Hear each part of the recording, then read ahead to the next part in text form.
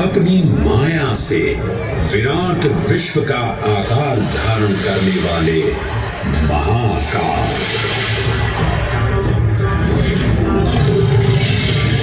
मेरुगिरी को धनुष और भगवान विष्णु को बाण बना दैत्यों के 3 पुरों का नाश करने वाले महाकाल। वो महाकाल जो तीनों लोकों में विद्यमान सभी शिवलिंगों में प्रधान है।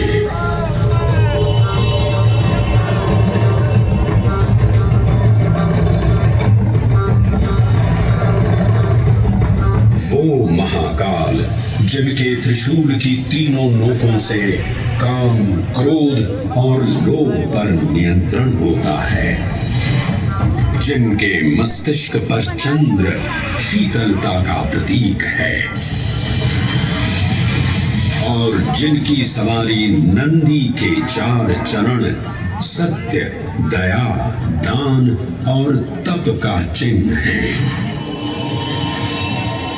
हरे हरे महादेव, हरे हरे महादेव, हरे हरे महादेव, हरे हरे महादेव। न पुण्यं न पापं न सौख्यं न दुःखं न मन्त्रो न तीर्थं न वेदा न यज्ञः अहं भोजनं नैव भोज्यं न भोक्ता चिदानन्दरूपः शिवोऽहं शिवोऽहम्।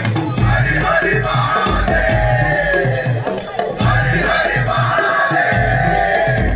अहं निर्विकल्पो निराकाररूपो विभुत्वा च सर्वत्र सर्वेन्द्रियाणां न चासङ्गतं नैव मुक्तिर्न मे चिदानन्दरूपः शिवोऽहं शिवोऽहं चिदानन्दरूपः शिवोऽहं शिवोऽहं चिदानन्दरूपः शिवोऽहं शिवोऽहं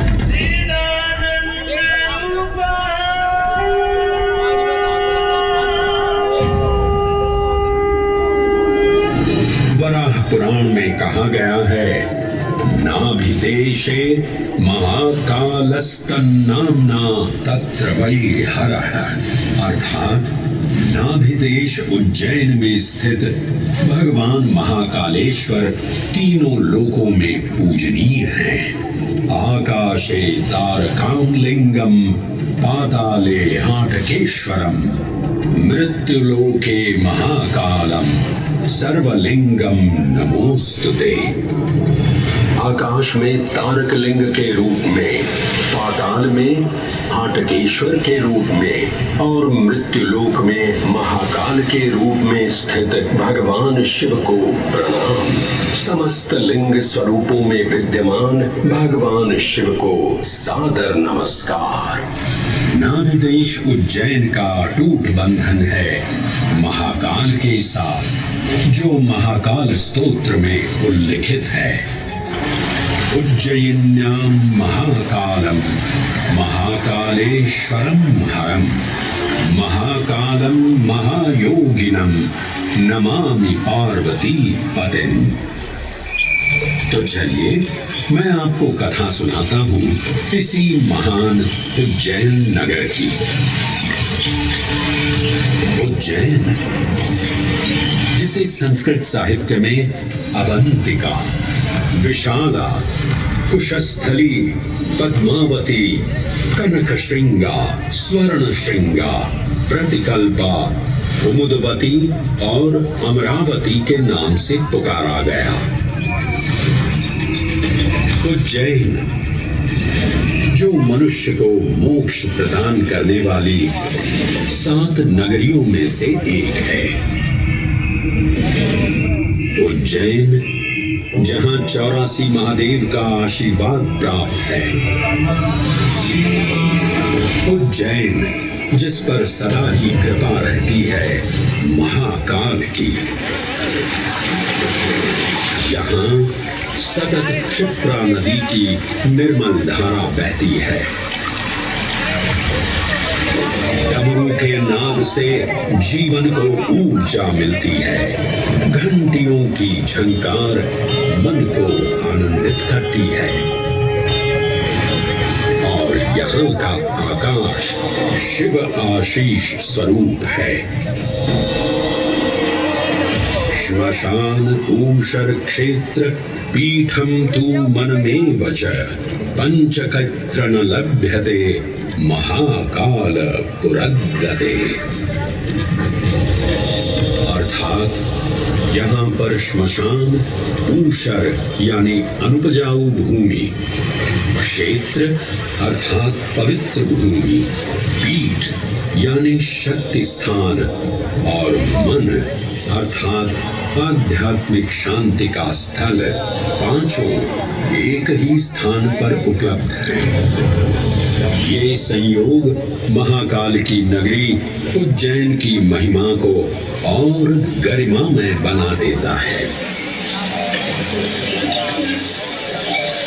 उज्जैन के इस अलौकिक स्वरूप से प्रभावित हो महाकवि कालिदास अपने काव्य मेघदूत में लिखते हैं, हे जलधर, यदि महाकाल के मंदिर में समय से पहले तुम पहुंच जाओ तो तब तक वहां ठहर जाना जब तक सूर्य आंख से ओझल न हो जाए।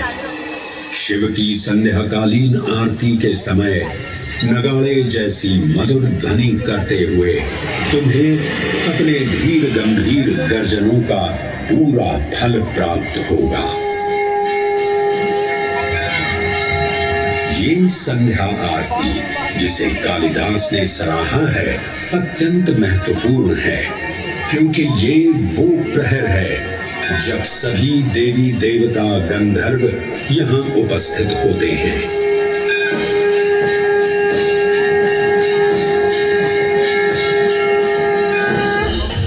उज्जैन की महिमा अद्वितीय है। सतयुग, त्रेता युग, द्वापर युग और कलयुग, हर युग में इसका अप्रतिम महत्व रहा है। इस काल यात्रा में सबसे पहले आपको सतयुग के उस कालखंड में ले चलता हूँ जहां देव और दानव एकत्रित हैं समुद्र मंथन करने के लिए। मन की आंखों से कल्पना कीजिए, भगवान विष्णु ने कुर्म का रूप ले मंदरांचल पर्वत को अपनी पीठ पर उठा रखा है। सागर से विकराल लहरें उठ रही हैं, मेघ भयानक गर्जना कर रहे हैं।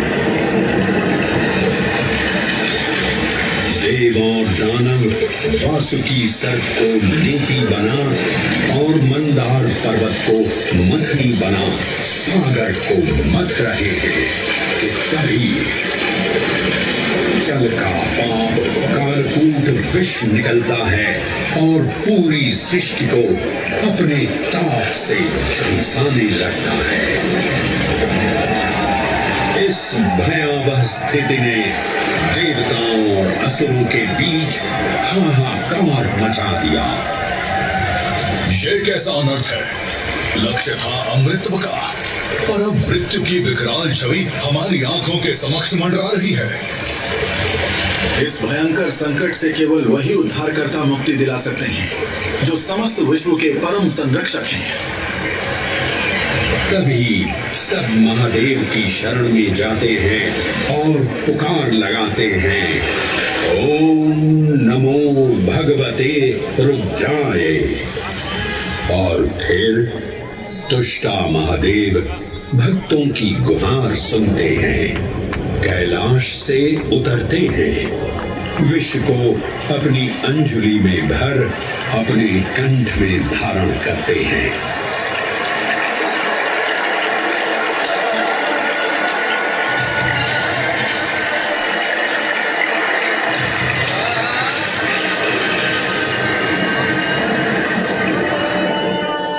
अंततो गत्वा सागर मंथन से अमृत कलश प्रकट होता है। जैसे ही अमृत प्रकट हुआ, दानवों ने इसे केवल अपने आधिपत्य में लेने की आकांक्षा प्रकट की और संघर्ष छिड़ गया। आज यदि हम इस अमृत को प्राप्त कर सकें, तो हम देवताओं पर हमेशा के लिए प्रभुत्व स्थापित कर पाएंगे। अमृत अपात्र हाथों में ना जा पाए, क्योंकि ये अपनी शक्ति का असीम दुरुपयोग करेंगे। इस